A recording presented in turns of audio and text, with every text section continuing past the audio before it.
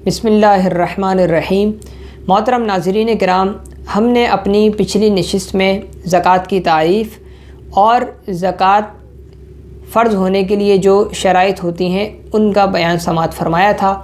6 शराइत हमने समाअत फ़रमा ली थी और आज इंशाअल्लाह रब्बुल इज़्ज़त बकिया 4 शराइत को हम समाअत फ़रमाएंगे और इंशाअल्लाह उसकी तफसील भी हम समाअत फ़रमा लेंगे। ज़कात की 7वीं शर्त ये है कि निसाब पर मुकम्मल तौर पर कब्ज़ा होना। लिहाजा अगर किसी शख्स के पास माल तो मौजूद था लेकिन वो जो माल था वो उसका माल गुम गया, तो अब यहाँ पर माल तो उसी का ही है लेकिन उसका इस पर कब्ज़ा नहीं रहा और एक अरसे तक वो माल जो है गुम रहा। तो इस कंडीशन के अंदर ये जो एक वक्त गुज़रा कि जिस वक्त इसके पास ये माल मौजूद नहीं था और बाद में उसको मिला, तो इतने अरसे की इसके ऊपर ज़कात लाजिम नहीं है। लेकिन एक मसला ज़िमनन आपको मज़ीद बयान करता चलूँ, वो इसी से रिलेटेड है और थोड़ा सा मुख्तलिफ है।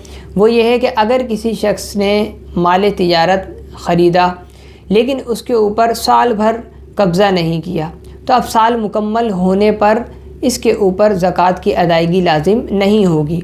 लेकिन जैसे ही वो शख्स इस माल के ऊपर कब्ज़ा करेगा, इसके ऊपर उस माल की ज़कात अदा करना ये लाजिम होगी अगर दीगर शराइत भी पाई जाएं। फिर 8वीं शर्त ये है कि जो निसाब है इसका देन से फ़ारिग़ होना।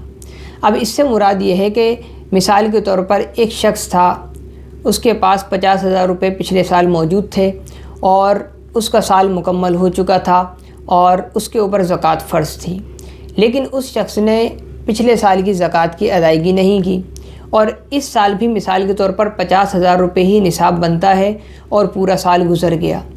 तो अब नाज़रीन किराम, अब अगर वो शख्स तकरीबन 1250 रुपये की अदायगी करता है और पिछले साल की ज़कात की अदायगी करता है, तो फिर इस साल क्योंकि 50,000 रुपये उसका निसाब बन रहा था, तो इस साल का निसाब उसका पूरा नहीं हो रहा, तो लिहाजा वो पिछले साल की तो ज़कात अदा करेगा लेकिन इस साल उसके ऊपर ज़कात फ़र्ज़ नहीं होगी, क्योंकि जो निसाब है उससे ये पिछले साल का जो ज़कात की रकम है उसको वो माइनस कर देगा। इसी तरीके से अगर किसी शख्स के ऊपर जो है वो कर्ज़ है, यानी किसी शख्स का ज़कात का साल शुरू हुआ और ज़कात का साल मुकम्मल होने से पहले उस शख्स ने किसी से अपनी ज़रूरत की वजह से कर्ज़ ले लिया और ज़कात का साल मुकम्मल हो गया, अभी तक वो कर्ज़ की अदायगी नहीं कर सका, तो अब ये जो कर्ज़ की रकम है इसको ये निसाब से माइनस कर देगा और फिर देखेगा कि इसके पास अब निसाब की रकम मौजूद है या नहीं।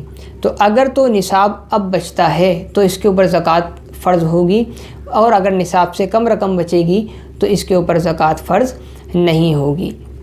फिर आगे हम चलते हैं शर्त नंबर 9 की तरफ। शर्त नंबर 9 ये है कि जो निसाब है ये हाजत असलिया से ज़ायद हो। हाजत असलिया किसे कहते हैं? हाजत असलिया हर उस शय को कहा जाता है कि जिसकी इंसान को रोज़मर्रा की ज़िंदगी में ज़रूरत पेश आती है। मिसाल के तौर पर पहनने के कपड़े हैं, इसी तरीके से सवारी है, घर है, अगर वो कारख़ाना है उसका तो कारख़ाने में जो मशीनीज़ वग़ैरह हैं या ख़ुद कारख़ाना है तो वो चीज़ें हैं। इसी तरीके से अगर कोई मज़दूर है तो उसका जो औज़ार वग़ैरह हैं वो ये सारे हाजत असलिया के अंदर शामिल होते हैं। तो निसाब का हाजत असलिया से ज़ायद होना ये भी ज़रूरी है। और जो ज़कात की 10वीं शर्त है वो ये है कि निसाब पर पूरा एक साल गुज़र जाना। अब पूरे साल से मुराद यहाँ पर याद रखिए इस्लामी साल है।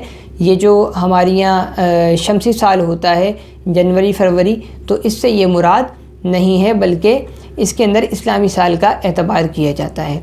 अच्छा, एक आपको मशवरा ये है कि जब कोई शख्स साहिब निसाब हो जाता है तो उसे चाहिए कि वो उस दिन की जो इस्लामी तारीख़ है उसको नोट फरमा ले।